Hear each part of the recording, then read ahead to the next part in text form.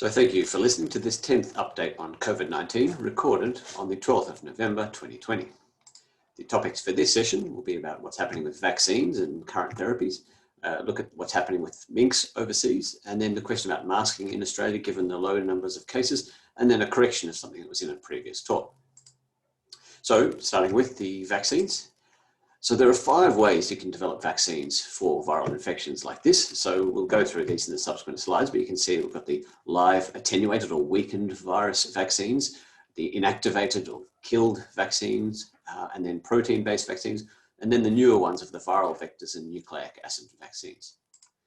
So the live virus vaccine, so we don't really talk about viruses being alive or dead or killed, but what we mean when we say a live vaccine is that the virus can still replicate, but it's been weakened so that when it does infect you, it doesn't cause the same illness. So we've got plenty of examples of live vaccines, so things like measles, mumps, rubella, the oral polio or Sabin vaccine, chickenpox, and some of the shingles vaccines, rotavirus and yellow fever vaccine. The next type is the inactivated or killed vaccines, where the virus is no longer able to replicate. And so we've got examples like the influenza vaccine, which is just one we consider to be okay, roughly kind of 50 to 70% effective. But then other ones that are much more effective, like hepatitis A or the injected polio or Salk vaccine, and then the rabies vaccination. Then there's the protein-based vaccine. So the virus you can see in this picture here consists of the genetic material for COVID-19 or SARS-CoV-2. It's the RNA in here, and then it's surrounded by this capsule with these proteins sticking out. And we think that the important one for SARS-CoV-2 is this spike protein here. So with these protein-based vaccines, what you're going to be looking at is just injecting lots of that spike protein so that you then develop immunity to that, and hopefully that then protects you against the virus. We do have other protein-based vaccines already, so things like hepatitis B, human papillomavirus, and then some of the newer shingles ones as well. Then there's the newer technology, so the viral vector vaccines. So with this one, you take part of the genome, the genetic material of the SARS-CoV-2 virus, so in this case, the bit that encodes for that spike protein, and add it to the genome of another vaccine, virus that's used for a vaccine strain. So this can be either one that is able to replicate or one that can't replicate. So we have one example of a virus vaccine like this. So the Ebola vaccine that's been used in recent years in Central Africa, which has been quite successful, where it is joined to a weakened measles strain. But then people certainly doing some extra work now on joining it to a non-replicating adenovirus, either a human or a chimpanzee one. And then there's the nucleic acid vaccine. So in this situation, an mRNA or RNA vaccine with the M standing for messenger. And that is a bit of genetic material which encodes for the spike protein. And what the idea is that when you inject this, it's taken up by some of your immune cells, and they then produce the protein from that genetic code so that your other immune cells can then develop immunity to that. So when we look at these different types of vaccines, what we're going to then be trying to assess is what sort of outcomes and whether they're positive. And so with the positive ones, we're looking at like a positive outcomes being whether it's truly immunizing. And if that's the case, that means you can't catch it. And that's obviously the ideal situation. If you cannot catch SARS-CoV-2 or COVID-19, then we can start legitimately talking about herd immunity. Alternatively, the viruses might help just by reducing the severity of illness. So you're actually still catching it and just getting a mild dose of it and not going to get that kind of very severe, potentially life-threatening manifestations of the illness.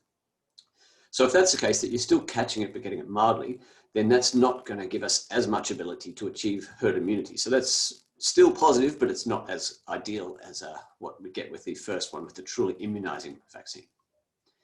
There's also the potential for negative outcomes with the vaccine. So it might make absolutely no difference at all, doesn't help, doesn't hinder, or alternatively, it makes things worse. And when we say it makes things worse, that might be due to a side effect of the vaccine. So back in 1976, we saw that there was a swine flu vaccine that was produced, which did cause an excess number of people getting Guillain-Barré syndrome. And then alternatively, it might not be a side effect of the vaccine, it might actually make the illness worse. So it could make it that you're more likely to get a severe course of COVID-19 potentially. And we have seen that with attempts that have now abandoned vaccines for things like HIV and dengue, where it did increase the severity of the illness in some people. So we've had news reports coming out, and particularly just the other day, we've had this one about the Pfizer-BioNTech mRNA vaccine suggesting a 90% effectiveness. But all of these viruses, they're starting to release a little bit of information about what's happening with the testing in these. And it's looking like most of them are certainly producing good antibody levels, and that's positive, but it doesn't necessarily mean they're protective.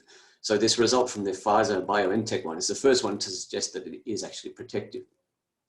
But we still don't have enough information to say yet, is it safe, and is it safe in the long term, and also how long any protection you get from it will last. So with this question about this Pfizer-BioNTech one and this 90% effectiveness, it's not quite clear yet whether that's stopping people catching it completely or whether it is just reducing the severity of the illness. I suspect it's probably the latter. Certainly it's still a good result, but we need more information. And whenever drug companies are doing a study like this, the people that tend to get enrolled in these types of studies tend to be the best possible candidates in there, not at extremes of age. So in this one, they were between the ages of 16 and 85. They're also generally fairly healthy people, so that they're going to get the best possible response from this. So it's likely that that 90% is kind of the best case scenario. And in the real world, it may be not quite as good as that when you include all the people who are at extremes of age and who have more health problems, particularly when their immune system isn't as good. On top of this, we've also got a whole lot of logistical issues with trying to vaccinate a huge proportion of the planet. So there's the cost issue, and all of these are likely to have a reasonable cost. And so that there's also the issue of competition, so that richer countries are likely to put in more profitable bids for the drug companies to get hold of these vaccines sooner, which means that poorer countries may not get as rapid access to them, which is obviously not ideal. There's the production issue. For 7.8 billion people on Earth, we need to get this to many billions of people. So we've never had to either produce that much vaccine before or administer it to that many people in a short period of time. And for most of these vaccines, it does look like you need 2 doses 3 or 4 weeks apart. So it's a huge logistical challenge to achieve that. And so certainly that's going to take a long time to do it. And for some of these mRNA vaccines, the Moderna and the Pfizer-BioNTech ones, at this stage, they're suggesting that for storage, they need to be stored at -80 degrees, which if you're in a big city hospital, that's fine. But if you're in a rural area or in a developing country, then that's much more logistically challenging because not all places have these very cold, more expensive fridges for doing the -80 storage. So another potential problem. Hopefully it's not absolutely necessary, but we'll have to wait and see on that one. So a bit more about treatments now. Just before we get to actual treatment update, just a reminder about why some people get sicker. So we've obviously looked at the question of age, so older age being worse and the pre-existing health conditions making it more likely that you'll do badly. But there's some new information now coming about other things. So first of all, blood group. So there's a risk that people for blood group O tend to do a little bit better, and people with blood group A tend to do a little bit worse. So this is not an all or nothing thing. It doesn't mean that all people with blood group O will do fine and all people with blood group A will do badly. It does slightly improve or worsen your risks of getting severe illness if you're in those blood groups. For another one is anti-interferon antibodies. So interferons are like a messenger protein involved in regulating the immune system. And so a small proportion of people appear to have these antibodies against their own interferon, which then probably has some effect in how their immune system functions and does make it more likely that they'll get more severe COVID. And this is probably a more significant risk than the blood group thing. And then another interesting one is the amount of Neanderthal and Neanderthal DNA that people have. So in the evolutionary process from primates to the human-like or hominid creatures to subsequent humans, there were different species that evolved along the way, and one of them being the Neanderthals. And all of us have at least some small amount of Neanderthal DNA because there was mixing of Homo sapiens or humans with the Neanderthals at some stage when they were both living together. And the places and the people with a higher proportion of Neanderthal DNA appear to do a bit worse from this. So it's interesting information. So where are we with treatments? So when you're early on in the illness, so shortly after you've been exposed and you're getting your very first symptoms, and there's lots of viral replication, what we want then is the antiviral therapy to stop the virus from replicating. And so at this stage, we've got a few options, but none are particularly good. So we've got remdesivir, which is an antiviral, only can be given intravenously. There's no oral form of this, at least not yet. And then there's the antibody therapy. So either the convalescent one, where you're taking the plasma from someone who's recovered from the infection, or alternatively, the laboratory-produced version, so the monoclonal or polyclonal antibody formulations, including the one Regeneron, which we've seen a bit of coverage of recently. But unfortunately, none of these seem to be having a fantastic effect on improving outcomes. Partly maybe that because they're all intravenous and all quite expensive, they're tending to be reserved for people who are getting into hospital. And very likely that if by the time you're actually getting into hospital with COVID-19, it's not very early on in the infection. So probably we're giving these things later than would be ideal. But then the downside is, because they're so expensive, we can't really give it to people outside of hospital. Also being intravenous, it's a bit more challenging. Because if you give it to everyone early in the infection, you're going to treat a huge number of people who would have done fine anyway. So it's not really practically possible to give this to a huge number of people early on in their infection. So we've got a few antivirals, but none of them really seem to be hitting the mark at this stage. What would theoretically be better would be to have kind of an oral version of remdesivir, and there are groups working on something like this. So that if you do get diagnosed, it's early on, first symptoms, you could get tested. And if you have got this condition, then you could start this oral version of this. And hopefully that would then have a more beneficial effect in reducing the viral replication and hopefully reducing both symptom severity and also spread from those individuals. So later on, once you do become very ill, so when you're heading towards intensive care, if you're one of those unlucky ones who does get sicker, we've then got the option of the anti-inflammatory therapies to try and calm down the overreaction in the immune system.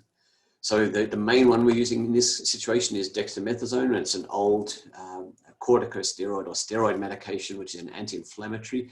And then there's some other newer ones. So best known example being tocilizumab. These newer ones are a lot more expensive. They are just kind of okay. They're not really kind of changing things a huge amount for the people who are very sick to try and save them. And it appears that probably their best response is adding a little bit extra to the effect of the dexamethasone rather than doing something on their own. So on their own, they don't appear to have a huge beneficial effect. Okay, so now moving on to the question about what's going on with minks overseas. So minks are produced in these farms to get their fur, to make fur coats. And this is mainly in Denmark and the Netherlands.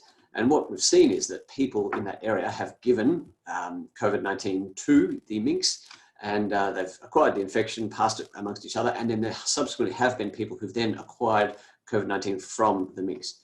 But what's happened is when these minks are in these farms, they're spreading it very rapidly, which is not surprising given how close they are together in these cages, that there is some mutations within the minks as it's spreading there, so that then the people who get the mink strain, rather than the original human strain of the virus, it is measurably different. And what we can see is that if you take the antibodies from someone who's recovered from the normal human strain and test it in laboratory situation to see if that stops the virus from infecting new cells with the new mink strain, it doesn't. So that the antibodies from the original human strain don't protect against the virus from the mink strain. So that's got theoretical implications that if we do develop these antibodies and they're working very well for the original human strain, they may not necessarily work for the mink strains that potentially can be acquired from these minks.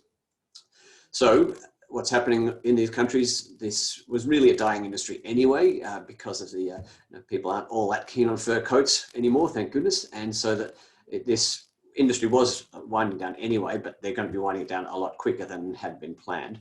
And so the plan is to cull all the minks in these farms. And so obviously not ideal for those creatures, but hopefully will stop the spread of this new strain of virus to impact on the effectiveness of any vaccine that we might be developing.